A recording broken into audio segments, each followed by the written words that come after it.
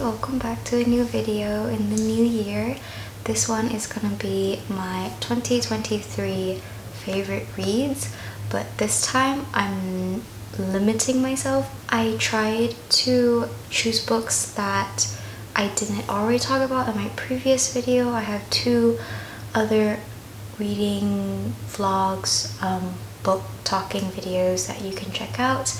I'll leave them in the cards. So I didn't choose those books because I already talked about them. So there's no Stoner, even though I really wanted to talk about Stoner again, but I can't talk about Stoner again because everyone is sick and tired of hearing me talk about Stoner. So everyone, as in my brain, like I can't talk about that book anymore, even though I love that book. But yeah, anyways, let's get into the 5 books. So the first book is my most anticipated book of last year. I was so excited to read it. I was really looking forward. Like, out of all of the books on my TBR, this one was the one that I wanted to read the most, and I'm so happy that I did because I love it and it 100% delivered. It's The Colony by Audrey Maggie. I'm sorry if I'm mispronouncing her last name, but this book has been talked about a lot. And if you don't already know what this is about, it's about an English painter. It takes place in the summer of 1979, when Ireland is still under occupation from England. And an English painter comes to this island off of the coast of Ireland, and then another Englishman, I'm pretty sure, or a Frenchman, I can't remember. He also arrives on this island, and their arrival disrupts the environment and the inhabitants' lives, and they cause a lot more harm than they even realize. This is such a well-written and aggressive novel that does not read aggressively at all, but the message that the author is trying to get across about what it was like, for Ireland to live under the oppression of the English, how much they stole from them, from their culture, from their life. All of that message, that theme comes across so well, and you can feel that anger behind the writing, but the writing itself is not actually angry, if that makes sense. Like, it's not like the characters are super angry and they're arguing or anything like that, but it's just like, it makes you angry. I know it made me very mad, but in a very passionate way and not in a negative way, if any of that made sense. It's so well written, and you see all these like microaggressions that these two men, the microaggressions from them, and they don't even realize it, and one of them thinks like he's doing something good for the island, but he doesn't realize the more that he does, the more that he's taking from them, and the more that he's hurting them. So this is just an incredible novel. When I closed the book, I literally wanted to run to the nearest mountain, like go all the way to the top and scream, because I was so angry. But again, that's like a passionate angry. This like book stirred so many emotions inside of me, which is a mark of a great novel. And yeah, I highly recommend it. Yes, I loved this book, and I'm so happy that I read it, and I can't believe I waited so long to read it. Cannot believe. So the next book was a surprise for me, because I had never heard of this book. It's called The Bear by Andrew Krivak. I randomly found this novel when me and my sister went to this new bookstore that opened, and I saw the words The Bear, and I immediately thought of the TV show and also bears, and I love bears. So I was like, okay. And then I read the summary on the back, and it has almost everything that I love. It's about a young girl and her father. They live in a post-apocalyptic world, and they seem to be the only people left alive, and they live a very quiet life near a mountain that's shaped like a bear. And then one day the young girl gets lost, and an actual bear helps her find her way home. So I was like, yeah, I have to get this, because one, bears, secondly, okay, it's just bears. I love bears, so I had to get this. I'm so happy that I did, because it was just so lovely to read. It's like this quiet, slow novel. It's about nature. It's about the connections we make with nature and the connections we have with other people, especially family. And you know, even though it's a post-apocalyptic world, it doesn't really focus on like stereotypical apocalyptic aspects. It's more just about this young girl and her father, and the way that they survive, the way that they're living, and how they utilize the land that they live in, and not just the land but also the sky, the stars. It's beautiful, it's slow, it has so much like beautiful nature writing and magical realism. They are talking animals. Like, it really reads kind of like a folktale, and I loved it. It's a really beautiful novel, and it's not that long either, so I think this is a great book for anyone who's kind of in a slump or who's trying to get into reading. It's very nice, it's very cute, and I really liked it. And then the next book, every time I look at it and every time I think about it, and like when I say the title, I just have to laugh, because this book was a huge surprise for me. I did not think I would like it, let alone love it and like end up enjoying it so much. But that's what happened. And it is Mikhail Bulgakov's The Master and the Margarita. And the Margarita, no, she's not a Margarita. The Master and Margarita, who are two characters.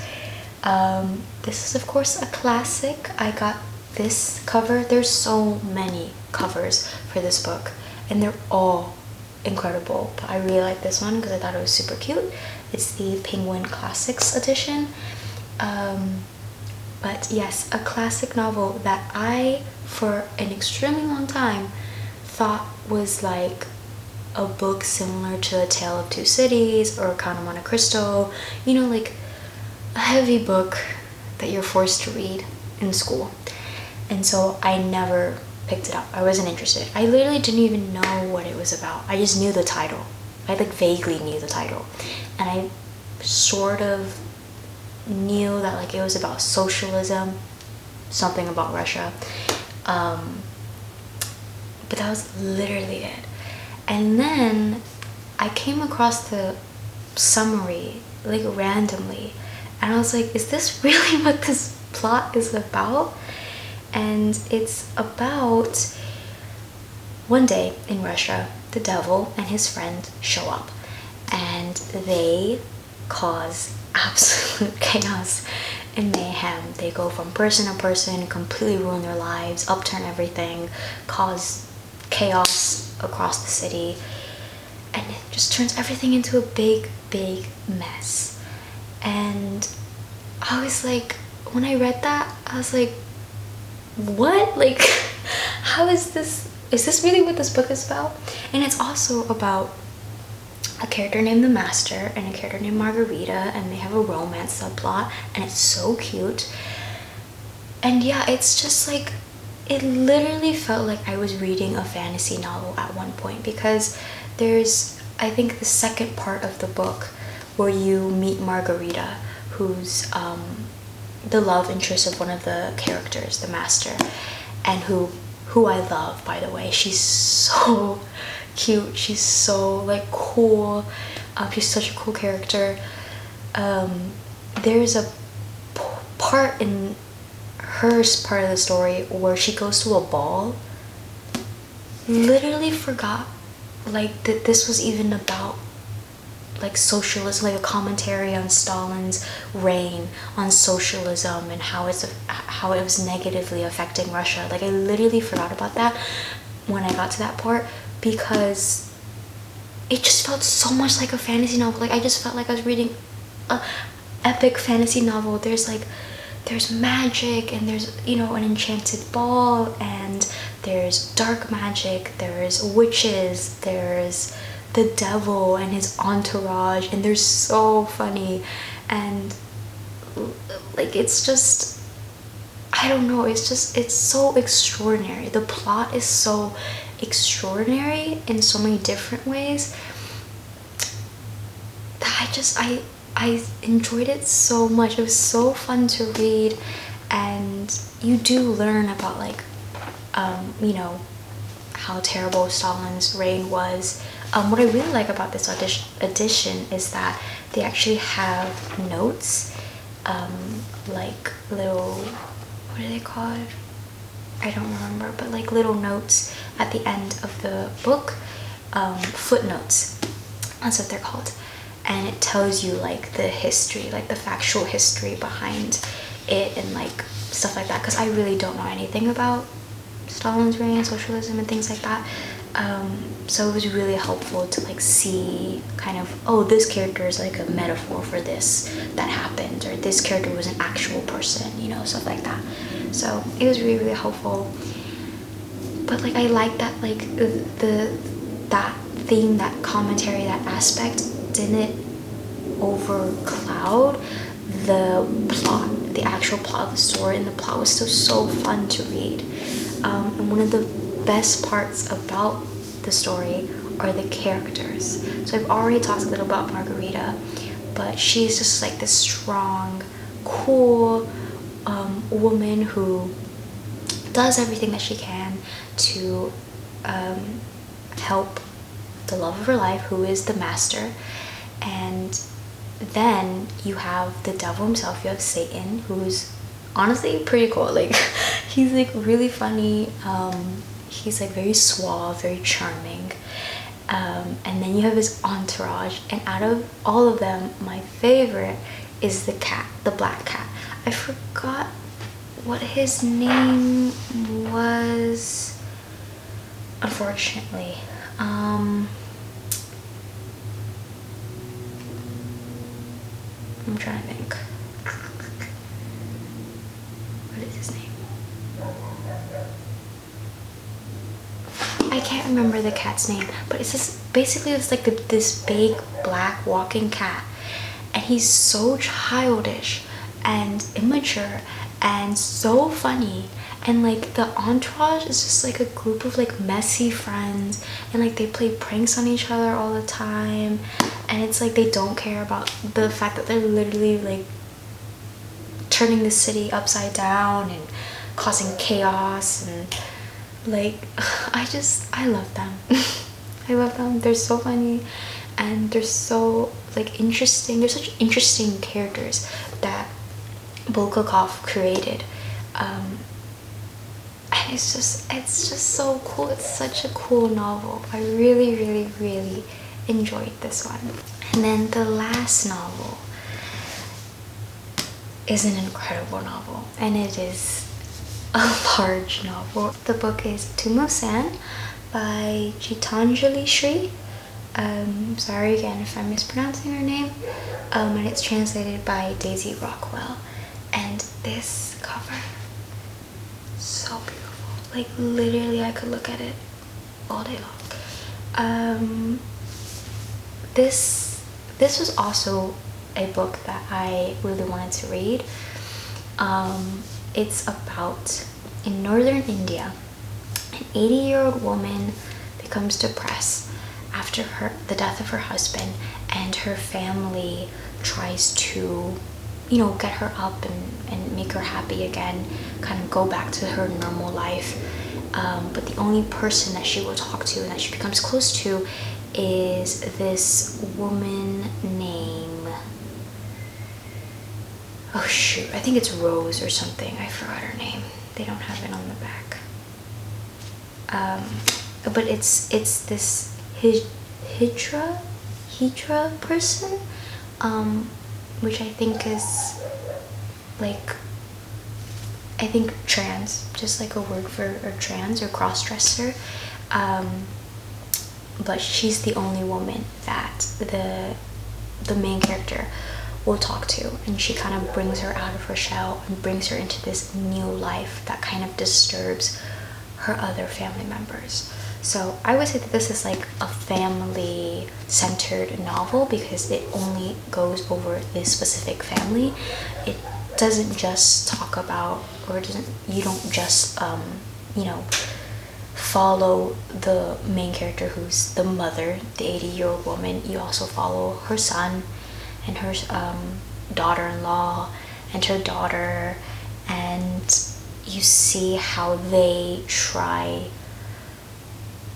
to navigate living with her, to navigate this new kind of like slump that she's in and trying to get her out of it. And yeah, it's just a very family-centric story. It's a unique story, I would definitely say, especially the way that it's written. I've never read a book before this where the way that the writing style is, it meanders a lot, and like the plot itself meanders a lot. So the main character kind of goes like in and out and thinks about this and then that, and like it just all, it's like her kind of stream of consciousness in a way. I don't know if that's the best way to describe it. But she'll think of a door, she'll have a memory of a door, and then she'll think of like a detail of the door, like the wood, and then she'll think about the wood and where it came from, and like, so like you're navigating through her thoughts and her dreams, and it meanders a lot.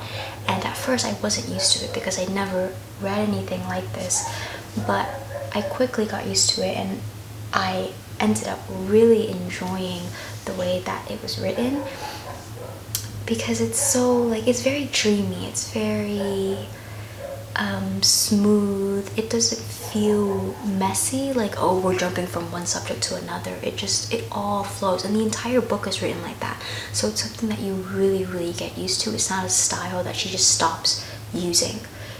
It's the entire novel is written in this like meandering style, and it's especially beautiful when there are some parts where it's like something is being described, and it's being described in a very like slow, dreamy way, and it just makes it so, the picture that like comes in my head when I read it, like so vivid in a way, and I don't know how to really explain that, but it's just, her writing is beautiful. Not just the structure of the story, but just the words that she uses to describe things. It's just so wonderful, and it's such a great story about family and about identity, especially for the main character. You know, you learn so much about her in these 739 pages, about her and her family, about who she was and who she is, you know, who she was as a wife, who she was as a mother, who she was before all of this, who she is now after all of this. It's a wonderful story. It's a wonderful story that is so beautiful. Also, if you can hear my neighbor's dog barking, I'm so sorry. It never stops.